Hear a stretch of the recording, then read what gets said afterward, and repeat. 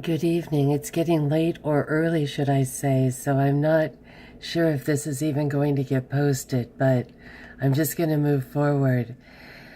The other week, someone had commented on a video where I had mentioned that my father was a chaplain in New Mexico in the early 70s, and she said, what kind of wild capers did you go on? And I really didn't go on any really except that one incident that I mentioned, and it was not in a police car or anything. It was just in our regular vehicle to visit the boy whose father was the top secret scientist.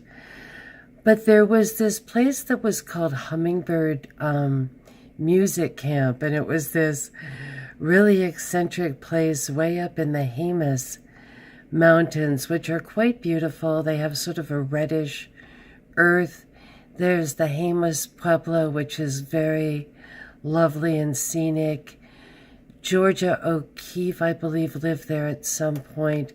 So there's a magical quality there, and not a whole lot going on. You just sort of wind around, but now and then there would be something, but very, very rarely. And this was one of the places we would drive by. In fact, this picture is much closer than anything I ever saw. This is in a bit of a valley, and from the road, you just really didn't know. But it says, if you can see, is it Saints or Servants of Paraclete? And then it does say very prominently closed to the public. And so that was this place in the Jemez.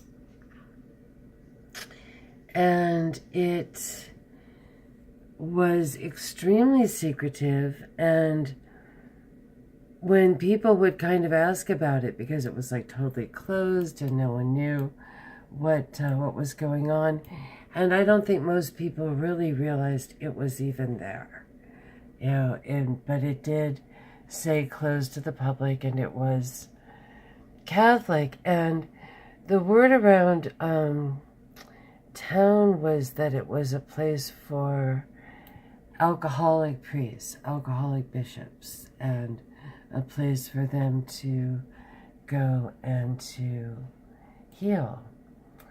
But it turned out later that it was more about that it was pedophile priests, and they were being hidden there from all over the world. This is where the really bad priests went. And I think people got upset when it finally did become more well known that it was like in this really pretty location. And I think I did see, actually, I'm not sure if I'll find it again tonight. Everything always comes up differently. But they had their own beautiful hot spring. In fact, there was a sort of hippie hot spring up the road from there that I remember stopping at as a child on the way to places. So these are all, these bad priests that were able to be protected. And there's Paraclete. There's the sign. And I do recall that on the other side of the road, coming up right before it, there was this kind of old mission church, and it had a very lurid name, like the Bloody, something like that Rolling Stones song, right? The Bloody Sacred Heart of something.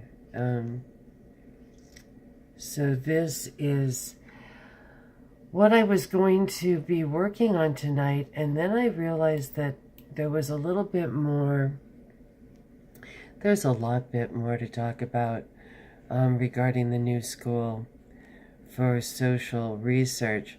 And it's interesting, even just looking at the word social, because, right now we're dealing with social justice warriors, And, so the social research is sort of a precursor to that. I remember when I first started going to college, I met someone out here in Washington. I had spent the summer, and it was like a Five Easy Pieces family, if anyone's seen that old Jack Nicholson flick. And the guy was this musical genius, and he had gone to Columbia University in New York, and he said, don't take anything with the word social in front of it.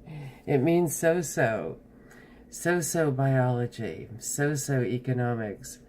And I don't think he realized how onto something he really was. Wow, it looks like they're getting fancy if that's the new school. When I was in New York, it was just sort of this plain thing. Oh, there's Parsons. There might be some other things. Now, here's a dramatic workshop, and they did kind of spit out actors as well. But the main thing I was going to be looking at was that this was this PhD factory, as was earlier mentioned, by the Frankfurt School. And so you had all of these PhDs, just literally thousands of them, and the timing couldn't have been better because you had all of these servicemen returning home on the GI Bill. So basically, the GI Bill was just enabling all of these, fanned out, newly minted Marxist professors, going under the guise of, sociobiology or whatever it was. And, there are now, specialists in this area, old KGB agents, who say they've now found that it takes about 3 generations to brainwash a nation completely. And so this would have been the beginning of this, the new school for social research teachers getting to teach everybody, because suddenly everybody's on the GI Bill. It's different now. So it was this immediate dumbing down of these people who had fought so bravely. It's a real, yeah. It's very interesting. I went back to find Maude. I think I had told you that Maude, the Norman Lear character Maude, had gone to the new school. And this is Norman Lear was talking about the controversial abortion episode of Maude. And along the side here, they talk about how Maude was a responsible character on TV for difficult social issues. Okay, so we've got the word social again.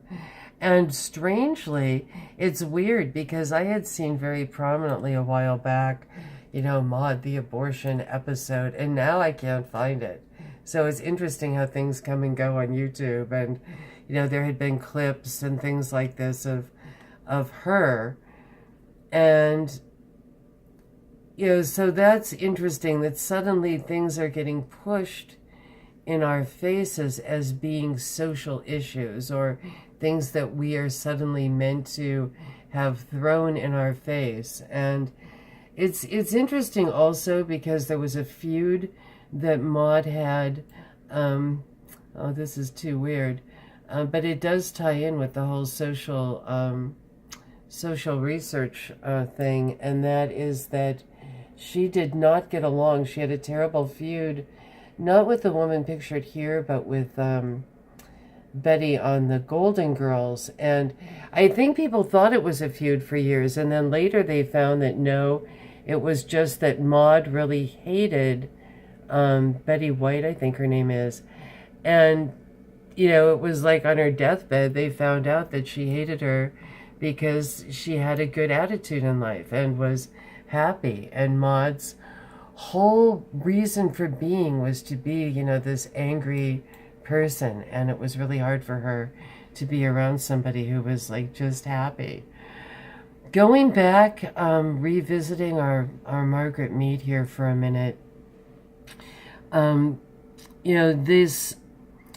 her book about Samoa, let's see if we can find it here, was really what put the Good Housekeeping seal of approval on free love.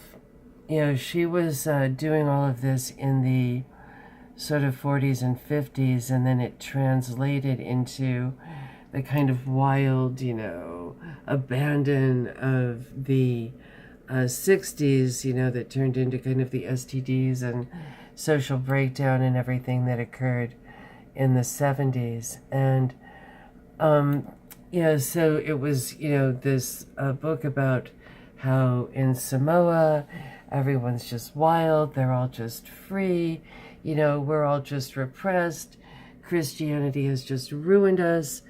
And it turned out that what Margaret Mead was doing was she would get up in the morning, and she was, very big on having her pen and having her paper, and, she'd go into somebody's hut and she'd say, well, what do you do here? What do you do here during the day? And the person in the hut would say, my neighbor, she has sex with all the men on the island, all day long, every day.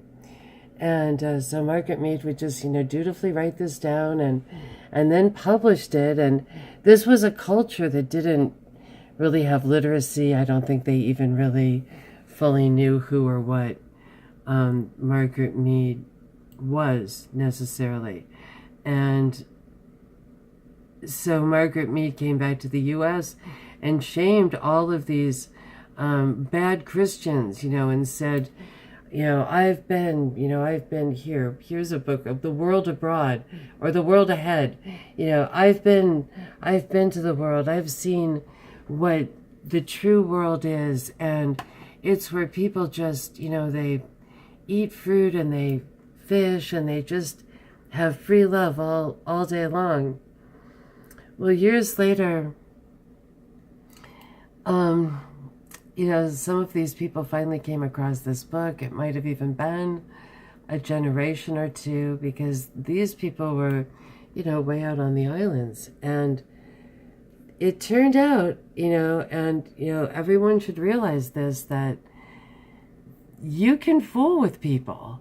And just because Margaret Mead was there and, being self-important and running around with her pen and paper and things like that, that the islanders were just having a great old time, just saying stuff. And actually, it turns out that they had a very sort of strict moral code among themselves, maybe even more strict than the U.S. had been.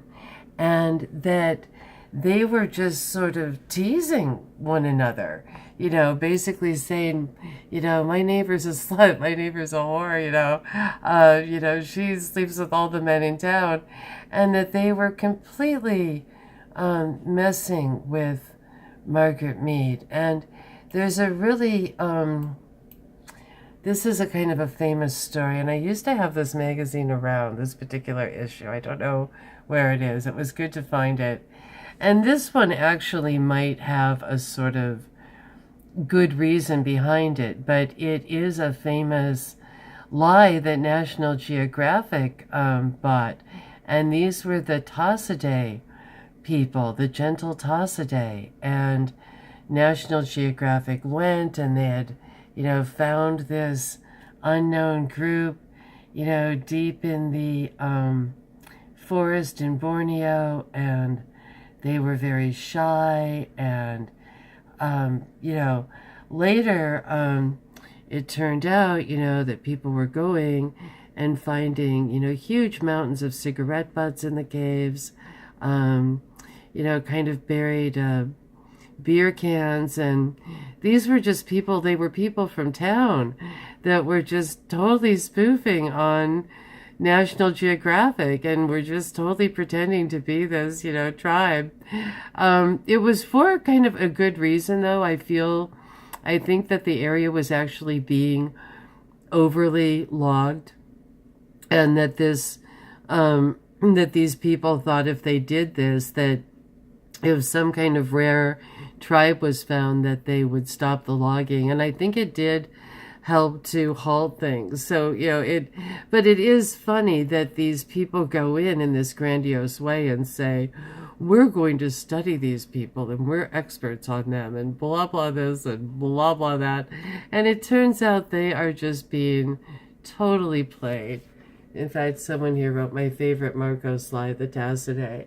And it is really hilarious. And, how different cultures play each other is amazing. So I think I'm ready to maybe try to go back to bed, but I wanted to end it on this note about, deep psychology and thinking about Edward Bernays and propaganda. And I worked only a little bit on Madison Avenue in New York, but it always fascinated me deeply. There was too much going on with mergers and acquisitions, but now and then I get a chance to go to an ad agency, and that's where the true deep psychologists seem to be. And this was one of my favorite stories, was that Bear aspirin could not really sell well on the reservation. And they were putting pictures of dogs and pictures of children, and they found that the Navajo didn't have those type of sentimental feelings about whatever pictures it was that Bear was using. So finally one of their ad men changed the name from Bear, got a different bottle, and called it St. Joseph's. And even though it was not part of the Navajo religion, it was a sort of alien trip. And if you can see like the little bubbles around the people's heads, this kind of divine incantation where it goes from just being banal, Bear aspirin, to St. Joseph's. So on that note, on that little Catholic note, after our little Paraclete hideout that we were going to start, have a very blessed day. All, goodbye. Thank you.